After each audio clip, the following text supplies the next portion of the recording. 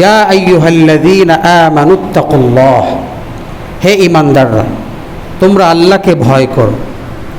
ওয়াল তানজুর নাফসুম মা কদ্দামাত লিগাদিন ওয়াত্তাকুল্লাহ, এবং এই কথা চিন্তা করো যে আগামীকালের জন্য তোমরা কি করতেছো, আগামীকালের জন্য তোমরা কি পাঠাচ্ছ, কি আমলনামা পাঠাচ্ছ। আগামীকাল মানে তাফসিরের কিতাবে লিখে আগামীকাল, গদান শব্দের অর্থ আগামীকাল, মা কদ্দামাত লিগাদ, গদ মানে আগামীকাল। আগামীকালের তাফসির হলো পরকাল, কবরের জগৎ, মৃত্যুর পরের জীবন, আখিরাতের জন্য তুমি কি পাঠাচ্ছ এটা একটু চিন্তা করো। ইন্নাল্লাহা খবীরুম বিমা তা'মালুন, নিশ্চয়ই আল্লাহ তাআলা ভালো করে জানেন তোমরা, ধরার দরকার ছিল, তোমরা যা কিছু আমল করো,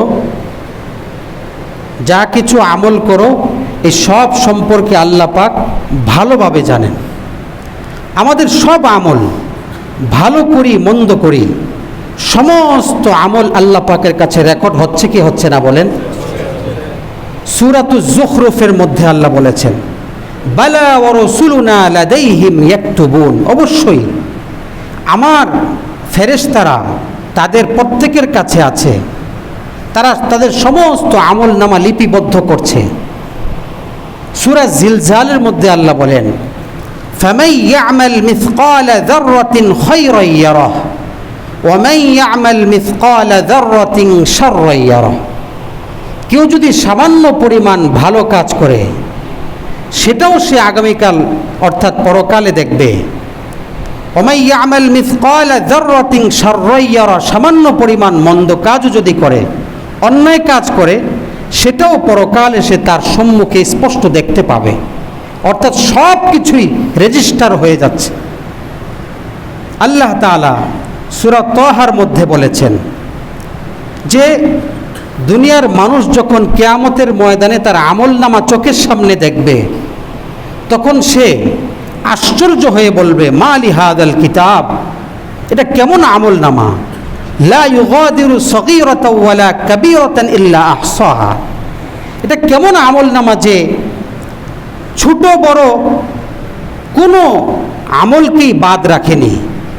সামান্য থেকে সামান্য নেক কাজ, সামান্য থেকে সামান্য অন্যায় কাজ এই আমলনামার মধ্যে আছে, একটাকেও বাদ দেওয়া হয়নি। এটা কেমন আমলনামা, আশ্চর্য হয়ে যাবে। আল্লাহ অন্য জায়গায় বলেছেন, কুল্লুন ফি কিতাবিম মুবিন, সব কিছু স্পষ্ট কিতাবের মধ্যে আমলনামার মধ্যে লিপিবদ্ধ আছে, কোনো কিছু বাদ পড়বে না, কোনো আমলনামা থেকে লেখা বাদ পড়বে না। কিয়ামতের দিন হাদিসে পাকের মধ্যে এসেছে, সর্বপ্রথম নামাজের হিসাব হবে। আউয়ালু মা ইউহাসাবু বিহিল আবদু ইয়াউমাল কিয়ামাতিস সালাহ, কিয়ামতের দিন সর্বপ্রথম নামাজের হিসাব হবে। কিসের হিসাব হবে? নামাজের। অন্য হাদিসের মধ্যে আবার এসেছে, আউয়ালু মা ইউকযা বাইনান নাসি ফিদ দিমা, কিয়ামতের দিন সর্বপ্রথম রক্তপাতের, মারামারি কাটাকাটির হিসাব হবে, একজন আরেকজনের উপর আঘাত করার হিসাব হবে। তাহলে দুইটা হাদিস পরস্পরে দ্বন্দ্ব মনে হচ্ছে। এক হাদিসে বলছে নামাজ, আরেক হাদিসে বলছে রক্তপাতের হিসাব হবে। আসলে এটার সমাধান কি? সমাধান হলো আল্লাহর যে সমস্ত হক আছে, যত ইবাদত, আল্লাহর যত হুকুম আছে, এই সমস্ত হুকুমের ভিতরে সর্বপ্রথম হিসাব হবে নামাজের। আর বান্দার যত হক আছে, সমস্ত হকের ভিতরে সর্বপ্রথম যেই হিসাব হবে সেটা হলো একজন আরেকজনকে আঘাত করেছে কিনা, মেরেছে কিনা, রক্তপাত করেছে কিনা, হত্যা করেছে কিনা, এটার হিসাব হবে। কথা বুঝতে পেরেছেন? তাহলে পরস্পরে হাদিসের মধ্যে কোনো দ্বন্দ্ব নেই। আল্লাহর হকের ভিতরে, আল্লাহর বিধান পালনের ভিতরে সর্বপ্রথম নামাজের হিসাব, বান্দার হকের ভিতরে আমি অপরজনের সাথে কেমন ব্যবহার করেছি এটার বিচারের ক্ষেত্রে, মানুষের সাথে লেনদেন, চলাফেরা, এই ক্ষেত্রে মানুষের যত হক আছে এর ভিতরে সর্বপ্রথম হিসাব হবে একজন আরেকজনকে আঘাত করেছে কিনা, মেরেছে কিনা, হত্যা করেছে কিনা, এই ব্যাপারে। তাফসিরের কিতাবে এসেছে, তাফসিরে জালালাইনের মধ্যে, কিয়ামতের দিন মানুষ সহ সমস্ত জীব জানোয়ারের হিসাব হবে। হাদিসের মধ্যে উল্লেখ হয়েছে যে দুনিয়াতে যদি কোনো শিংওয়ালা কোনো ছাগল, শিংবিহীন কোনো ছাগলকে শিং দিয়ে আঘাত করে, তার শিং আছে আরেকটা শিং নাই, তো তার তো শক্তি আছে, শিং আছে, এজন্য শিংবিহীন ছাগলকে সে আঘাত করেছে। কিয়ামতের দিন আল্লাহ বলবেন, তোকে সে আঘাত করেছে, এখন তুইও আঘাত কর। আল্লাহ পাক সেদিন তাকে শিং দিয়ে দিবেন, শিং দিয়ে বলবেন তুইও সমান সমান আঘাত কর। এরকম সব পশু জানোয়ারদের পরস্পরের হক আল্লাহ আদায় করবেন কিয়ামতের দিন। কিন্তু আদায় করার পরে সমস্ত জীব জানোয়ারদেরকে আল্লাহ বলবেন, কোনো তুরাবা, তোমরা মাটি হয়ে যাও। সমস্ত প্রাণী মাটি হয়ে যাবে, তো মানুষ তো মাটি হবে না। মানুষের বিচারের পরে তো আল্লাহ পাক একটা ফয়সালা করবেন, হয়তো জান্নাত না হয় জাহান্নাম। তো দুনিয়ার কাফের, যারা কাফের ছিল, নাফরমান ছিল, যাদের জন্য আল্লাহ পাক জাহান্নামের ফয়সালা করে দিবেন, তারা সেদিন যখন দেখবে, হায় এই জানোয়ারগুলো তো মাটি হয়ে গেছে, আমরাও যদি মাটি হয়ে যেতাম। সূরা নাবার মধ্যে আল্লাহ বলেছেন, তারা পশু পাখিদের এই অবস্থা যখন দেখবে যে এরা মাটি হয়ে গেছে, আর তাদের কোনো আর শাস্তি নাই, তাদের আর জীবনও হবে না পরকালে, এই অবস্থা দেখে বলবে, ইয়া লাইতানি কুনতু তুরাবা। সূরা নাবার একেবারে শেষ আয়াত, ইয়া লাইতানি কুনতু তুরাবা, হায় আমিও যদি কি হয়ে যেতাম, মাটি হয়ে যেতাম। কিন্তু তা তো হবে না, তা তো হবে না, একটা ফয়সালা হয়ে যাবে। কাফেরদের জন্য, বেঈমান নাফরমান খোদার অবাধ্যদের জন্য জাহান্নামের ফয়সালা হয়ে যাবে। তো তারা আফসুস করতে থাকবে, দাঁত কামড়াতে থাকবে, বুক চাপড়াতে থাকবে, আফসোসের কোনো সীমা থাকবে না সেদিন। কান্নাকাটি আর রোনাজারের কোনো সীমা সেদিন থাকবে না। আল্লাহ নবী সাল্লাল্লাহু আলাইহি ওয়াসাল্লাম পড়েন, সাল্লাল্লাহু আলাইহি ওয়াসাল্লাম হাদিসে পাকের মধ্যে বলেছেন, সিবাবুল মুসলিমি ফুসুকুন ওয়া কিতালুহু কুফরুন। কোনো মুসলমানকে গালি দেওয়া এটা ফাসিকি, এটা গুনাহের কাজ। আমরা অনেককে দেখা যায় খুব সহজে গালি দেই, কথায় কথায়, মানে ডাক দেই গালি দিয়ে, এটা মুনাফিকের আলামত।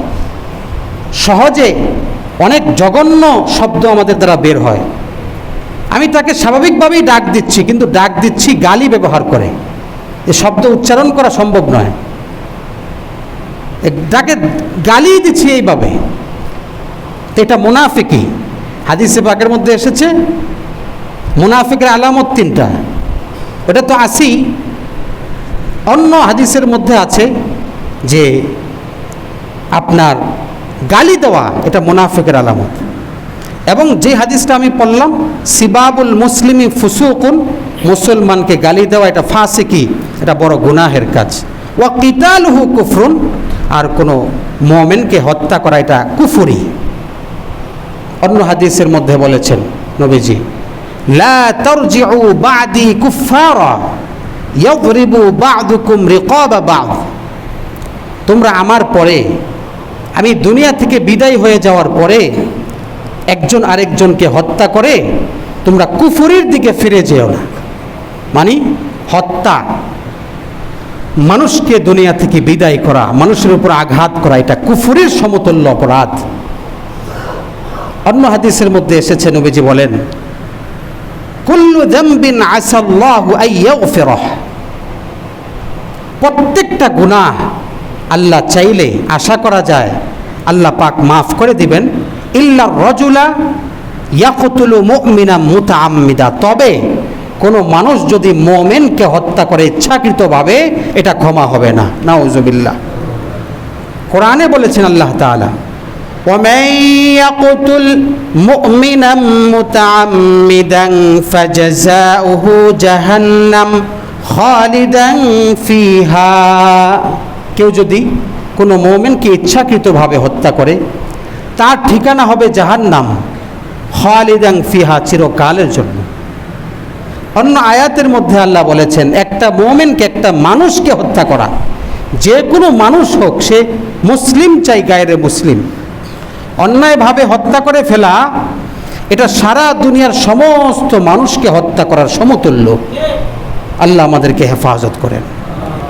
আমার ভাইয়েরা, সূরা হাশরের এই আয়াত তেলাওয়াত করেছি আমি। এরপরেই আল্লাহ পাক বলছেন, ওয়ালা তাকুনু কাল্লাযীনা নাসুল্লাহ, ও দুনিয়ার মানুষ তোমরা আল্লাহকে ভুলে যেও না। ফাআনসাহুম আনফুসাহুম, তোমরা আল্লাহকে ভুলে যেও না, তাহলে আল্লাহ তাআলাও তোমাদেরকে ভুলে যাবেন। নাসুল্লাহ লা তাকুনু কাল্লাযীনা নাসুল্লাহ, ওই সমস্ত লোকদের মতো হয়েও না যারা আল্লাহকে ভুলে গেছে। ফাআনসাহুম আনফুসাহুম, যদি ভুলে যাও আল্লাহ তোমাদেরকে আত্মভোলা বানিয়ে দিবেন।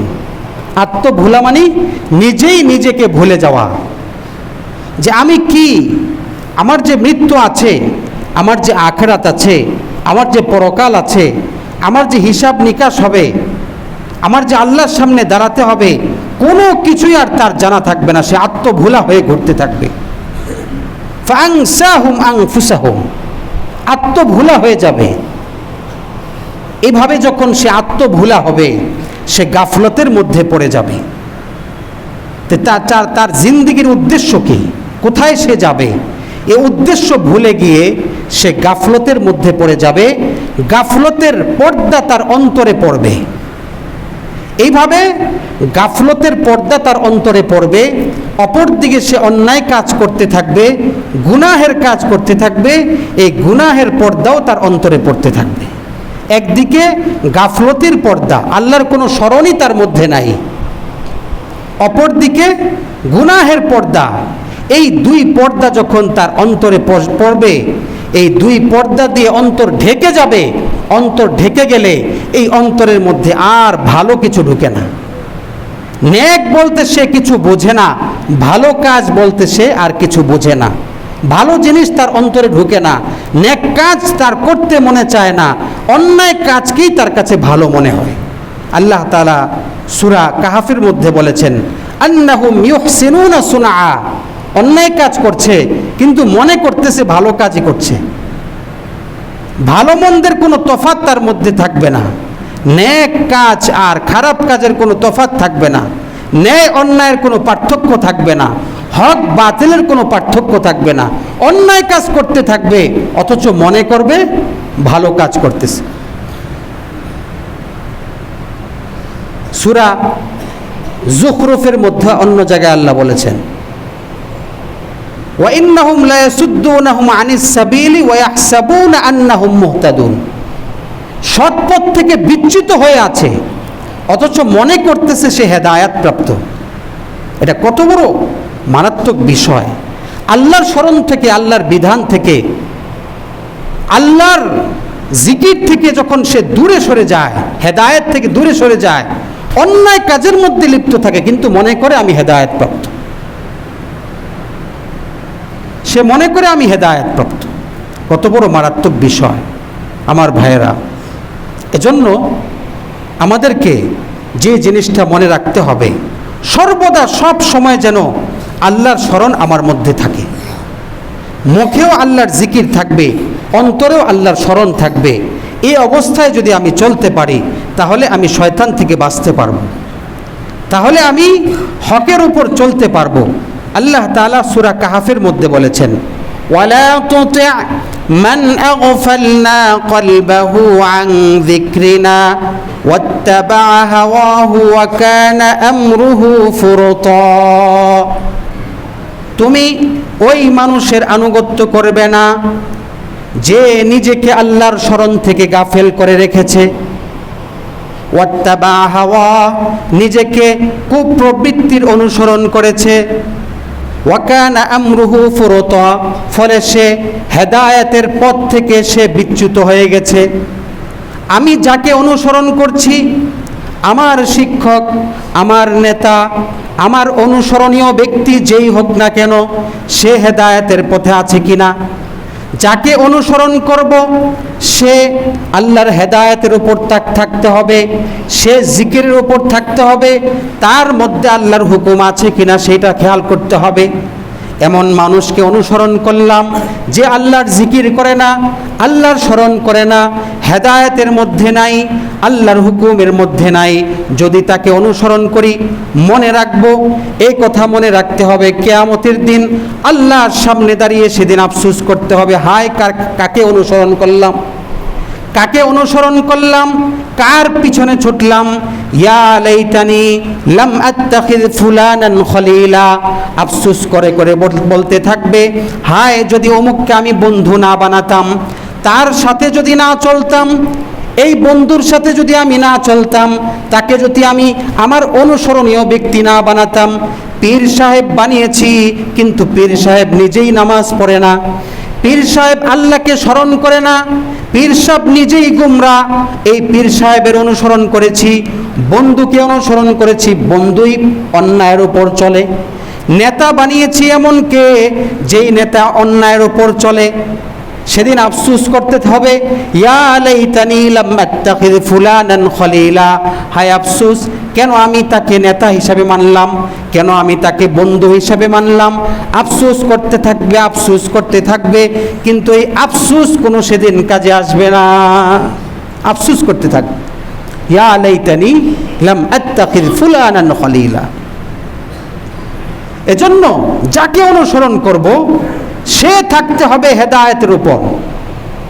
আমার বন্ধু তাকেই বানাবো যার মধ্যে নামাজ আছে, যার মধ্যে আল্লাহর স্মরণ আছে, যার মধ্যে আল্লাহর জিকির আছে, তাকেই আমি নেতা বানাবো যার মধ্যে হেদায়েত আছে, যার মধ্যে আল্লাহর জিকির আছে, যার মধ্যে আল্লাহর হুকুম আছে। তাকেই পীর সাহেব বানাবো যিনি নিজে হেদায়েতের উপর আছেন, যিনি জিকিরের উপর আছেন, যিনি আল্লাহর হুকুমের উপর আছেন। অর্থাৎ এমন ব্যক্তির সোহবত পেতে হবে, সে বন্ধু হোক, সে নেতা হোক, সে পীর হোক, সে শিক্ষক হোক, এমন ব্যক্তিকেই মানতে হবে, এমন ব্যক্তির সাথেই উঠা বসা করতে হবে যার মধ্যে হেদায়েত থাকে, যার মধ্যে আল্লাহর জিকির থাকে। আল্লাহ তাআলা সূরা মুজাদালার মধ্যে বলেছেন, যে আয়াতটি আমি তেলাওয়াত করেছি, সূরা মুজাদালা 19 নম্বর আয়াত, ইস্তাহওয়াযা আলাইহিমুশ শাইতানু ফাআনসাহুম যিকরাল্লাহ। যখন শয়তান মানুষের উপর বিজয়ী হয়ে যায়, আয় গালাবা আলাইহিম ওয়া তাওয়াল্লা আলাইহিম, এটার তাফসীর, যে শয়তান যখন মানুষের উপর বিজয়ী হয়, গালেব হয়, তখন শয়তান মানুষের অন্তর থেকে আল্লাহর জিকিরকে ভুলিয়ে দেয়, আল্লাহর স্মরণকে ভুলিয়ে দেয়। আল্লাহর স্মরণকে যখন ভুলিয়ে দিবে, আল্লাহর জিকিরকে ভুলিয়ে দিবে, এই লোকটা তখন শয়তানের দোসর হয়ে যাবে, শয়তান যা বলবে তাই সে মানবে। দেখেন না কত মানুষ সারা রাত গান শুনতেছে, নেশা করতেছে, আড্ডা দিতেছে, অন্যায় করতেছে, সারা রাত এক মুহূর্তের জন্য আল্লাহর জিকির নাই, ফজর নাই, জোহর নাই, আবার সারা দিন অন্যায় কাজ করতেছে, দুনিয়ার উপার্জন করতেছে, কিন্তু পাশাপাশি আল্লাহর জিকির এক মুহূর্তের জন্য নাই, নামাজ নাই।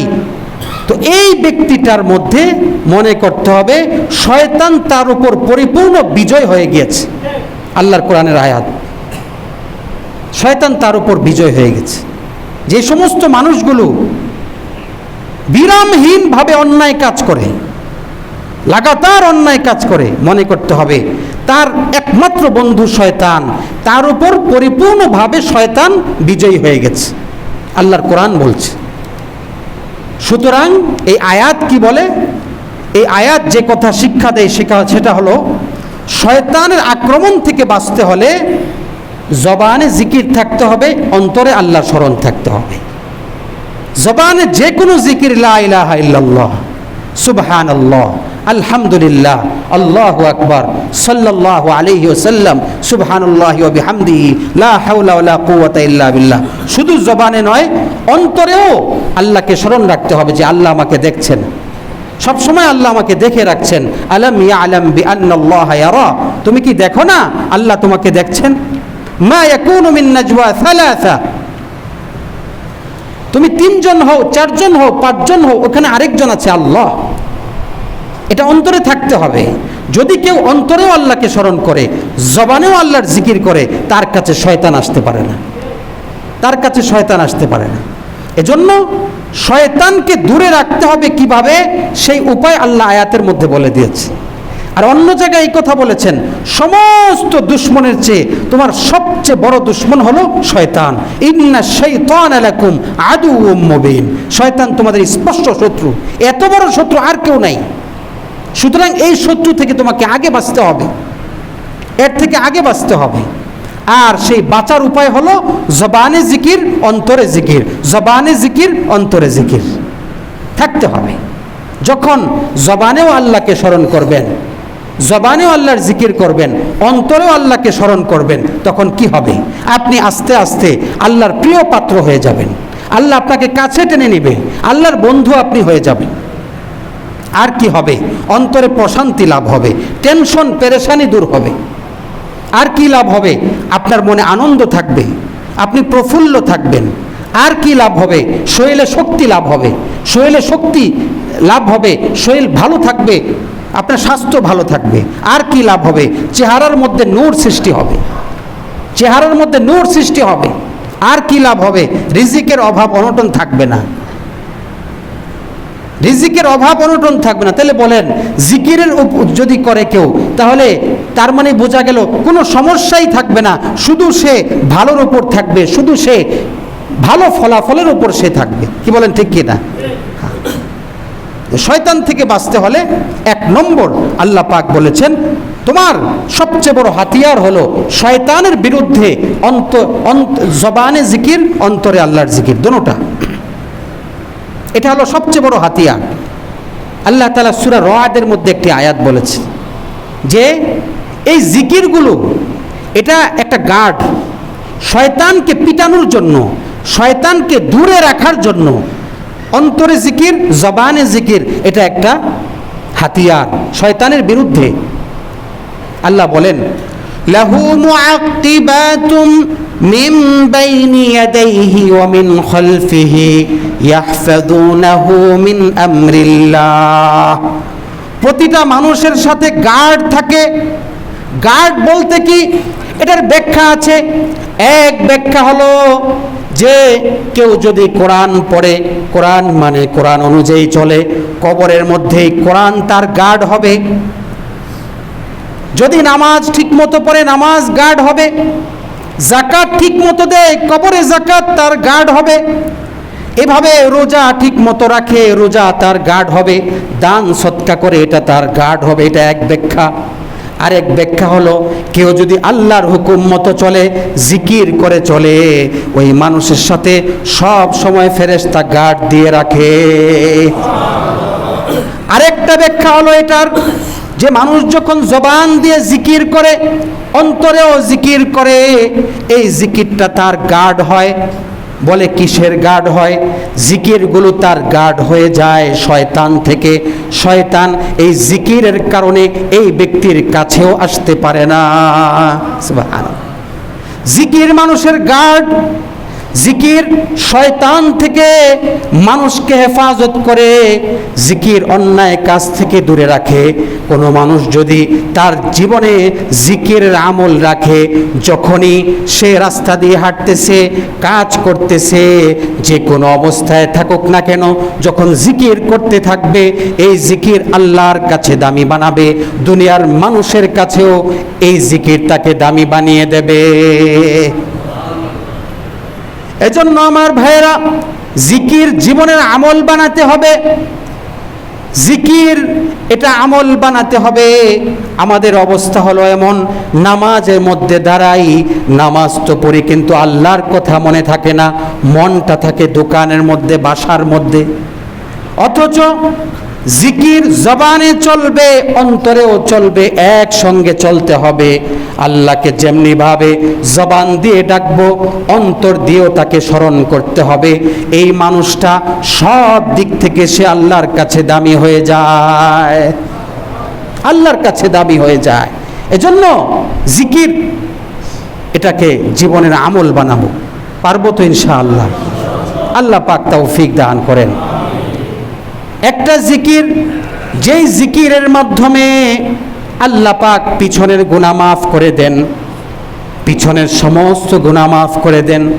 বান্দা যদি এই জিকির করে, লা ইলাহা ইল্লাল্লাহ ওয়াল্লাহু আকবার ওয়ালা হাওলা ওয়ালা কুওয়াতা ইল্লা বিল্লাহ, বলেন লা ইলাহা ইল্লাল্লাহ ওয়াল্লাহু আকবার ওয়ালা হাওলা ওয়ালা কুওয়াতা ইল্লা বিল্লাহ, লা ইলাহা ইল্লাল্লাহ ওয়াল্লাহু আকবার ওয়ালা হাওলা ওয়ালা কুওয়াতা ইল্লা বিল্লাহ, লা ইলাহা ইল্লাল্লাহ ওয়াল্লাহু আকবার ওয়ালা হাওলা ওয়ালা কুওয়াতা ইল্লা বিল্লাহ, লা ইলাহা ইল্লাল্লাহ ওয়াল্লাহু আকবার ওয়ালা হাওলা ওয়ালা কুওয়াতা ইল্লা বিল্লাহ।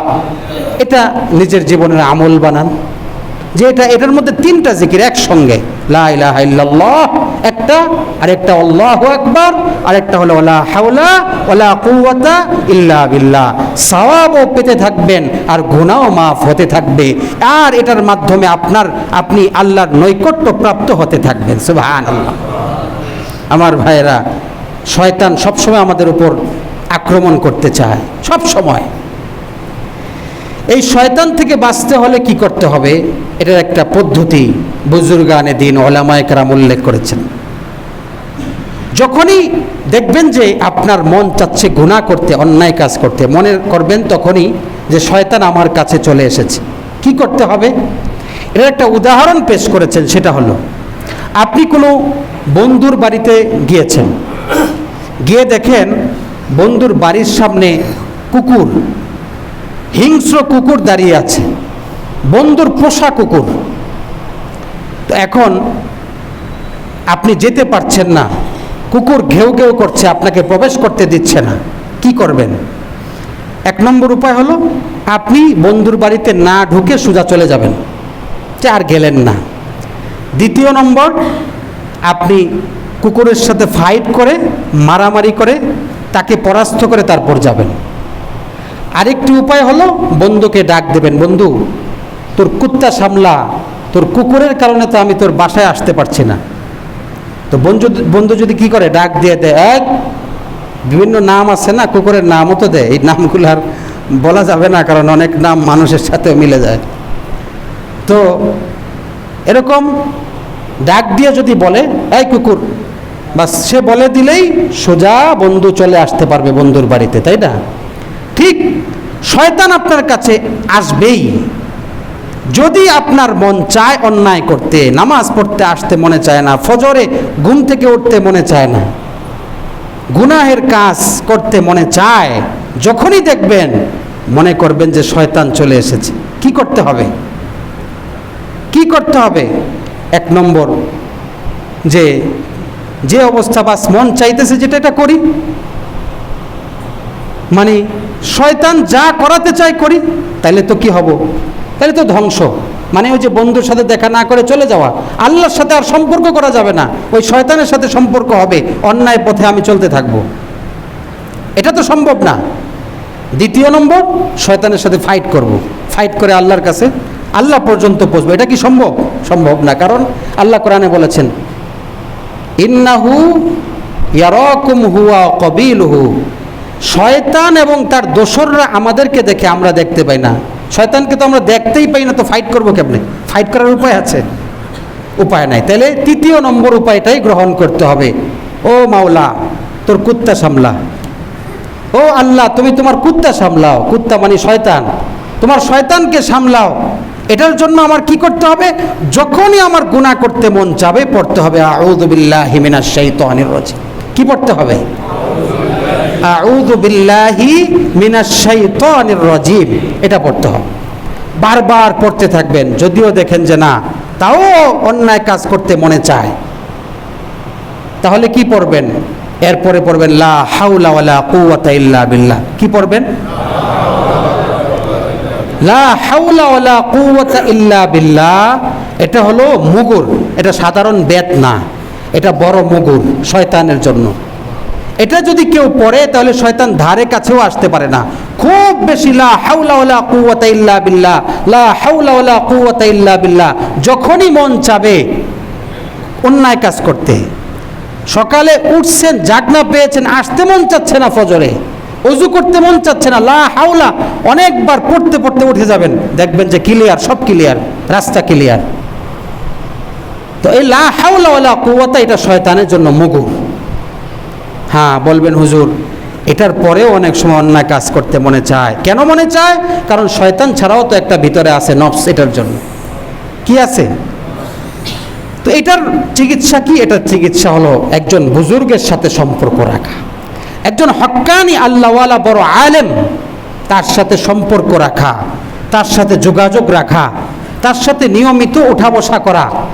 এটা প্রতিটা মানুষের জন্য দরকার, যে হক্কানি একজন আলেম দেখে, একজন বুজুর্গ দেখে তার সাথে সম্পর্ক রাখা, নিয়মিতই সম্পর্ক রাখা। তাহলে এই নফস নামক এই আপনার শত্রু এটাও ঠিক হবে। তাহলে অন্যায় কাজ করতে মনে চাবে, এটার জন্য বেশি বেশি আউযু বিল্লাহ, বেশি বেশি লা হাওলা ওয়ালা কুওয়াতা ইল্লা বিল্লাহ, লা হাওলা ওয়ালা কুওয়াতা ইল্লা বিল্লাহ খুব বেশি পড়বেন। হ্যাঁ, দেখবেন শয়তান সরে যাবে, একটা রাস্তা তো খুলবে, তারপরেও মনে চাবে, কিন্তু পথ অনেকটা ক্লিয়ার হয়ে যাবে। পথ কি হয়ে যাবে? অনেকটা কিন্তু ক্লিয়ার হয়ে যাবে। এই আমলটা আপনি বেশি বেশি করেন, পাশাপাশি একজন বুজুর্গের সাথে সম্পর্ক রাখেন, পারবো তো ইনশাআল্লাহ। আল্লাহ পাক তৌফিক দান করেন। অন্তরের মধ্যে আমাদের পর্দা পড়ে গেছে, গাফলতির পর্দা। গাফলতির পর্দা আরেকটা হলো গুনাহের পর্দা। গাফলত মানে আল্লাহকে ভুলে থাকা। মানুষ দুনিয়া কামাচ্ছে, দেখেন দুনিয়ার পিছনে ছুটছে, শুধু ছুটছে, আল্লাহর কোনো খবর নাই, আল্লাহর হুকুমের, আল্লাহর জিকিরের স্মরণের কোনো খবর নাই, এক মুহূর্তের জন্য আল্লাহকে স্মরণ করছে না, সে গাফেল। তার উপর শয়তান বিজয়ী হয়ে আছে, তার অন্তরে পর্দা পড়ে গেছে, পাশাপাশি সে অন্যায় কাজও করতেছে। আরেকটা পর্দা পড়ে গেছে, এই পর্দার ভিতরে এখন আর নেক কাজ ঢুকে না, এখন আর নেক কাজ ঢুকে না। এজন্য আমার ভাইয়েরা, এই পর্দাকে দূর করতে হবে, অন্তর ক্লিয়ার করতে হবে জিকিরের মাধ্যমে। জিকির এবং ইস্তেগফার বেশি বেশি পড়তে হবে। আস্তাগফিরুল্লাহ, আস্তাগফিরুল্লাহ, আস্তাগফিরুল্লাহ, আস্তাগফিরুল্লাহ ওয়া আতুবু ইলাইহি, আস্তাগফিরুল্লাহ ওয়া আতুবু ইলাইহি, আস্তাগফিরুল্লাহ ওয়া আতুবু ইলাইহি। আর জবান জিকির দ্বারা তরুতাজা রাখতে হবে। কোনো ব্যক্তি যদি এভাবে জবানকে জিকির দ্বারা তরুতাজা রাখে আর অন্তরেও স্মরণ করে, এই যে ফায়দাগুলো বললাম, যে তার দুনিয়াতে শান্তি আসবে, তার রিজিকে বরকত হবে, শরীর স্বাস্থ্য ভালো থাকবে, অন্তরের মধ্যে আপনার অন্তরে শান্তি থাকবে, চেহারা উজ্জ্বল হয়ে যাবে, আপনার এভাবে টেনশন দূর হবে, মন ভালো থাকবে, মন প্রফুল্ল থাকবে। উপকারের কোনো শেষ নাই এই জিকিরের। এই জিকির দুনিয়াতেও দামি বানিয়ে দেবে, আখিরাতেও দামি বানিয়ে দেবে। অন্তরের পর্দা, অন্তরের মধ্যে যে গাফলতের পর্দা পড়ে আছে, গুনাহের পর্দা পড়ে আছে, এই পর্দাকে দূর করে দেবে। এই পর্দা দূর করে অন্তরের মধ্যে আল্লাহর ভালোবাসা ঢুকতে থাকবে। তো পারবো তো ইনশাআল্লাহ। শয়তান থেকে বাঁচতে হলে কি পড়বো? আউযু বিল্লাহ পড়বো বেশি বেশি, লা হাওলা ওয়ালা কুওয়াতা বেশি বেশি পড়বো, পারবো তো ইনশাআল্লাহ। সেই সঙ্গে একটা জিকির বিশেষভাবে দিয়েছি সব সময়ের জন্য, গুনাহ মাফ, আল্লাহর কাছেও গুনাহ মাফ হবে এবং আল্লাহর নৈকট্য লাভ হবে। লা ইলাহা ইল্লাল্লাহ ওয়াল্লাহু আকবার ওয়ালা হাওলা ওয়ালা কুওয়াতা ইল্লা বিল্লাহ। বলেন লা ইলাহা ইল্লাল্লাহ ওয়াল্লাহু আকবার ওয়ালা হাওলা ওয়ালা কুওয়াতা ইল্লা বিল্লাহ, লা ইলাহা ইল্লাল্লাহ ওয়াল্লাহু আকবার ওয়ালা হাওলা ওয়ালা কুওয়াতা ইল্লা বিল্লাহ, লা ইলাহা ইল্লাল্লাহ ওয়াল্লাহু আকবার ওয়ালা হাওলা ওয়ালা কুওয়াতা ইল্লা বিল্লাহ। এটা আমল বানাতে পারবো তো ইনশাআল্লাহ? কারা কারা পারবো হাত তুলে দেখাই। আল্লাহ পাক আমার সমস্ত ভাইদেরকে কবুল করেন, আমিন। ওমা আলাইনা ইল্লাল বালাগ। যারা ক্বাবলাল জুমা 4 রাকাত সুন্নাত আদায় করে না আদায় করে